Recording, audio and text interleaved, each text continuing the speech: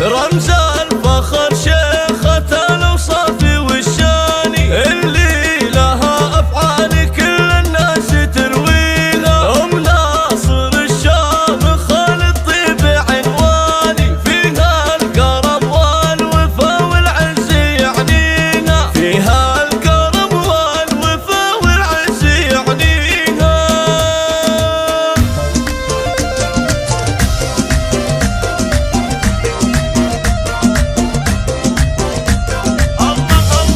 رمز الفخر شيخة الأوصاف والشاني، اللي لها أفعال كل الناس ترويها. أم ناصر الشامخ الطيب عنواني، فيها الكرم والوفا والعز يعنيها، في الجود كفار عطايا كأنها مزاني. شيخاوي بنت الشيوخ اللي نحييها، شيخاوي بنت الشيوخ اللي نحييها.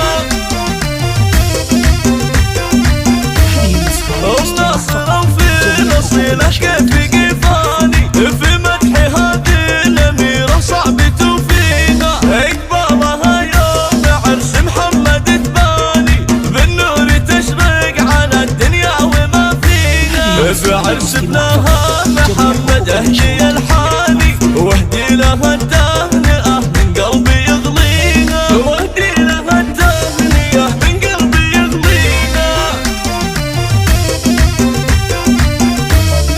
مبروك يا محمد وجعل الهنا زماني، والله يديم السعادة لك ويبقيها.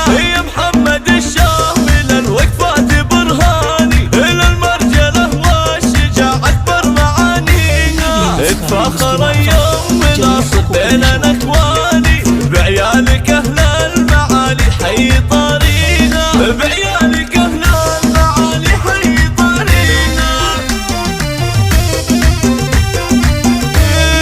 بناتك الشامخات القدر والشاني، ذوق وأدب والضلال أخلاق نرويها. المجد في أغن ويجي طول الأزماني، عتبان والعز للعتبان يعنيها. يا أم ناصر عسى لأفراحك الآني، جعل الهنا في حياتك فاني يرويها، وجعل الهنا في حياتك فاني يرويها.